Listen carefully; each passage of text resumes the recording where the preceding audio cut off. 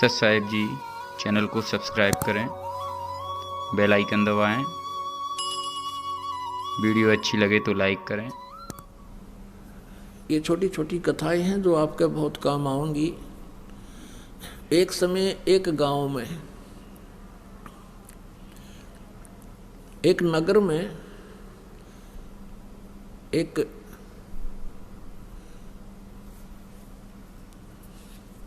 सेठ रहता था और उसने अपने गुरुजी से जो ज्ञान प्राप्त किया था उससे ये पता लग गया था कि भाई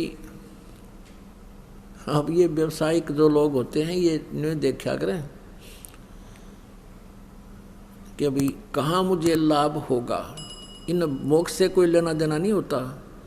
तो उसने ये पता पूछ लिया अपने गुरुजी से जब सत्संग कर रहे थे। फिर बाद में पूछा कि गुरुजी, यूँ कहते हैं कि जैसे इस जन्म में किसी ने किसी से पैसा ले लिया और वो नहीं दे सका तो अगले जन्म में वो 1000 गुना करके वापस देना पड़ेगा।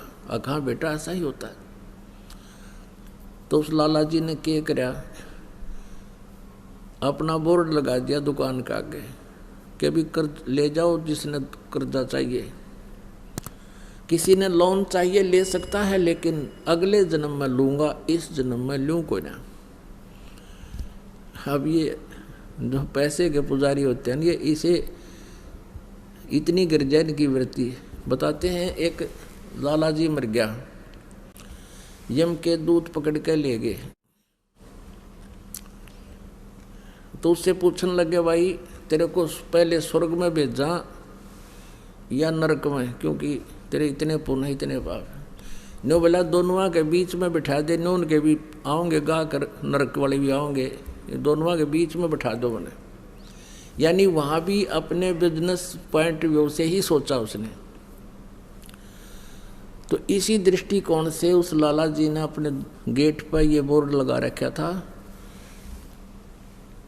कि अभी इस जन्म जो कोई लोन लेगा तो अगले जन्म में लूँगा उससे। 2 ठग थे, उन्होंने वो बोर्ड पढ़ लिया।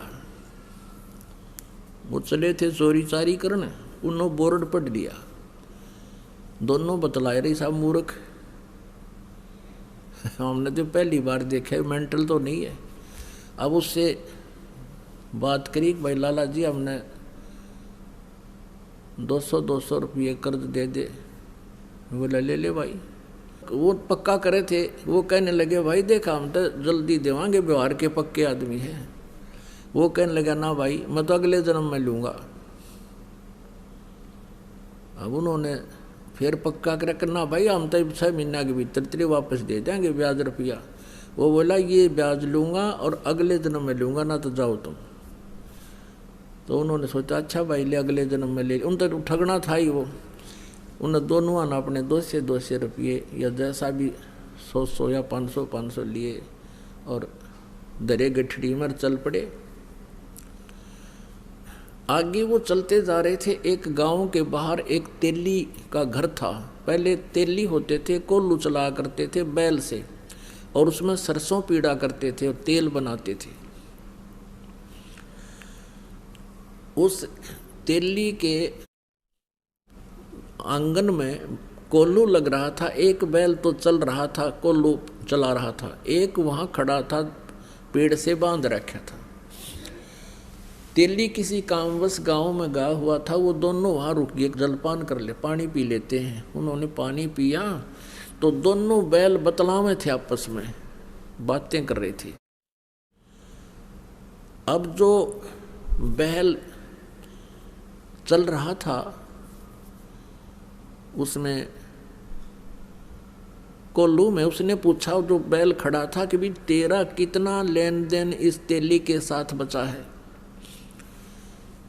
अब वो खड़ा बैल कह रहा है कि अभी कल जो है ना एक व्यक्ति आएगा और मुझे इससे मोल ले जाएगा 200 या 400 रुपये में।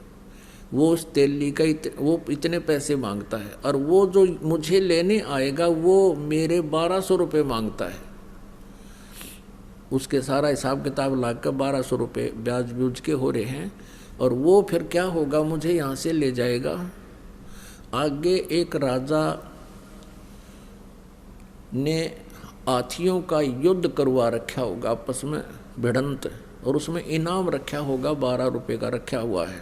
मुझे वो ले जाएंगे, उनका वो तमाशा देखने लग जाएंगे हाथियों के झगड़े लड़ाई को, और मैं उस हाथी को हरा दूंगा जिसने सबको पराजित कर दिया होगा, और फिर मुझे 1200 रुपये का इनाम मिलेगा मेरे उस मालिक को जो यहाँ से ले जाएगा। मेरी मृत्यु हो जाएगी, मेरा और उसका हिसाब बराबर हो जाएगा। भाई मैंने पिछले जन्म में उससे जो ना 20 रुपये लिए थे, आज वो 1200 हो गए।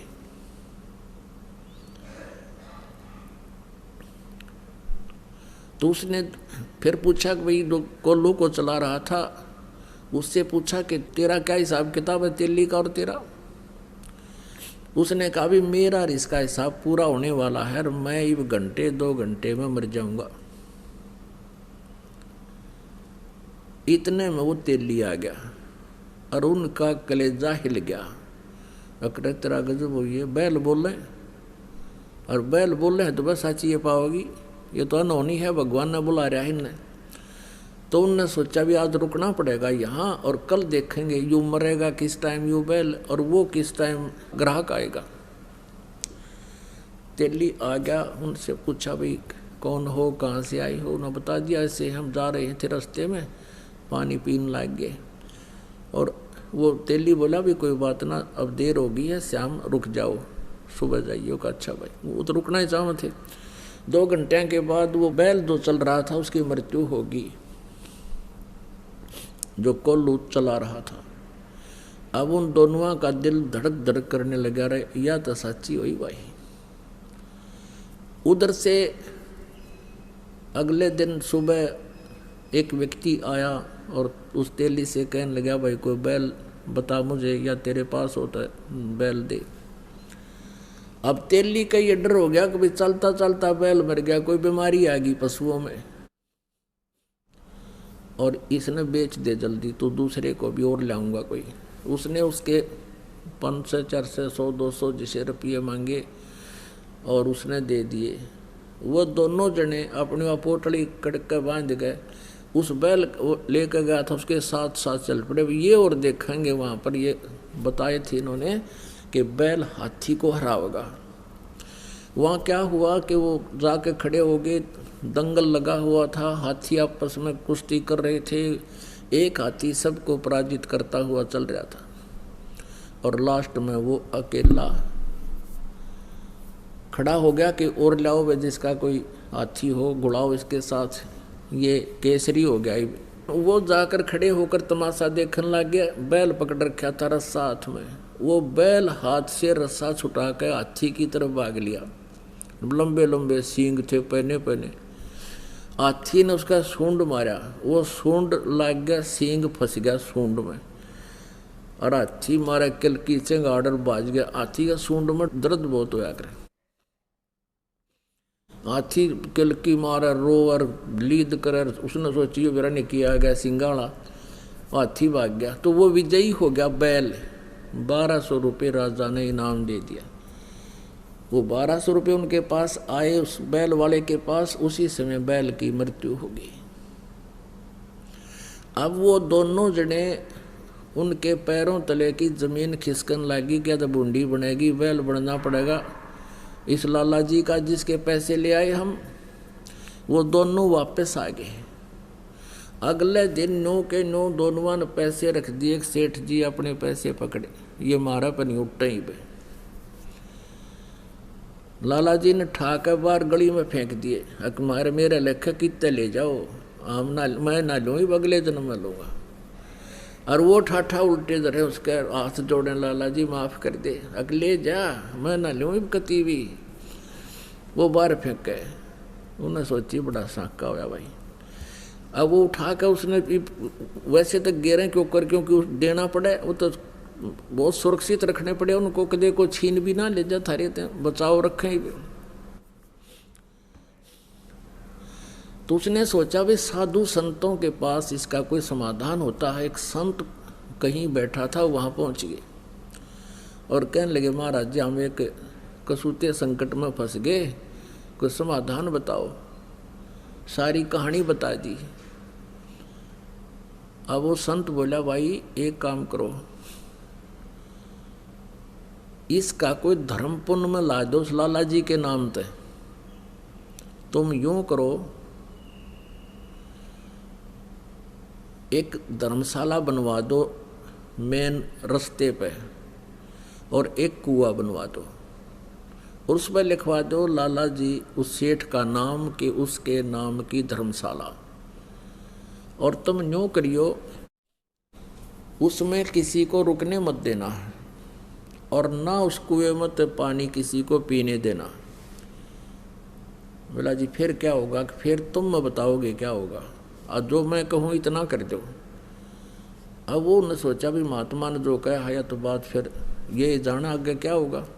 उन्होंने एक मेन रास्ते पर जो स्टेशन से उतरकर गांव को आता था, स्टेशन से उतर करके जो यात्री आते थे उस नगर के, स्टेशन 2-3 किलोमीटर की दूरी पर था नगर से, उसके बीच में बनवा दिया। उसके मतलब 2-2.5 किलोमीटर था तो 1.25 किलोमीटर दूरी पर बना दिया और वो कुआं बना दिया, एक धर्मशाला बना दी, लिख दिया लाला जी का नाम जिस पर उन्होंने लोन लिया था, उधार ली थी। अब वहाँ यात्री आवे और पानी पीने या थोड़ी देर विश्राम करने के लिए धर्मशाला की तरफ जाऊँ, वो दोनों लकड़े लठ लेकर खबरदार दे यहाँ आगे होता है, चलो यहाँ से।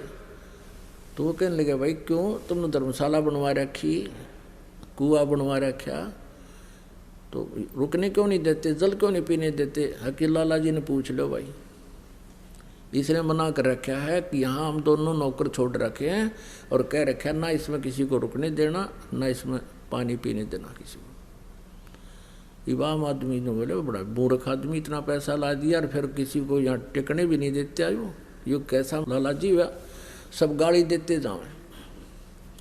एक दिन उसका समधी आ गया, उसके लड़की ब्याह रखी थी, वो समधी भी आया, उसने देखा पढ़ा अको हो तो अपने ही रिश्तेदार का बनवाया हुआ है, और अच्छी मरोड़ सी में पहुंचा, चला उधर को, वो दोनों लकड़े लठ ले गए, खबरदार जो इधर आया था।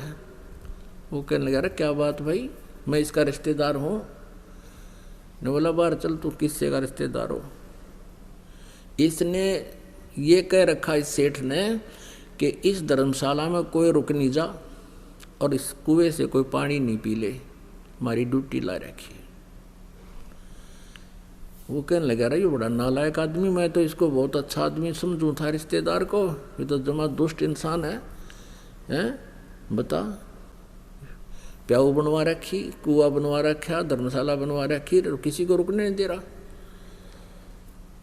वो आया फिर अपने रिश्तेदार के घर आना ही था उसने, तो उसने उससे कहा रे तू बड़ा नकम्मा आदमी, क्यों तो इतना पैसा लगावा था, तने वहाँ कितने पैसे लगा रखे, धर्मशाला बनवा रखी, कुआं बनवा रखा, और वो 2 मस्टंडे छोड़ रखे, तन ना पानी पीने देते किसी ने और ना वहाँ रुकने देते, फिर क्यों इतना पैसा बर्बाद किया, तेरी बुद्धि खराब होगी क्या? अब वो ने सोचा भाई कौन सा कहाँ धर्मशाला है, कौन सा कुआं है। वो काफी देर सोचता रहा, क्या बात है, क्या कह रहे हो आप? कह के मैं झूठ रहा हूँ, तेरा नाम लिख रखा और तेरे नाम से धर्मशाला बनवा रखी, कुछ लाला जी ने धर्मशाला बनवा रखी है, उसी ने ये कुआं बनवा रखा है, और वहाँ 2 खड़े हैं, वो लटली है, इन्हों किससे न्याण दें, लाला जी ने कह रखी है। उसने सोची देखूं तो कहाँ, वो उस दोनों जने आए, देखे तो वह खड़े सामने लटले। वो जान गया कि ये तो भाई मेरी बेइज्जती करवा दी न। तो कहने लगे भाई तुम क्यों कर पीछा छोड़ो मेरा। वो सेठ बोला न, बोला मारी वो कलम तार दे और कह दे मेरे आए हो लिए भाई ये 2 जोड़े हाथ, मैंने तुम्हारे अपने लोन ख़त्म कर दिया और मान लिया भाई तेरा तुम्हारे सारे पैसे आ गए, मेरी बेइज्जती ना करो तुम। तो वो अपना गए, और फिर मजदूरी करके अपना गुजारा किया, साधु संतों से उपदेश लिया, भक्ति की, कल्याण करवाया। तो पुण्यात्माओं ये सत्कर मान लेना, भले ही आपको एक दंत कथा लगे, लेकिन ये आपके हृदय में उतर जानी चाहिए। आज क्या हालत है जीव की। तो इस प्रकार जब अध्यात्म ज्ञान हो जाएगा आपको, आप ये गलती नहीं कर सकते हैं। ये दास देख रहा है, पहले शराब पिया करते थे, ताश खेला करते थे, दुनिया ने लूटा करते थे, 2 के 20 बनाया करते थे, चाहे कोई दूध बेचा था या कोई दुकानदार था, और दूनी बिरान माटी हो रही थी उनकी। और आज वो प्राणी किसी का 10 रुपये आ जाते हैं ना, घर दे काम वापस।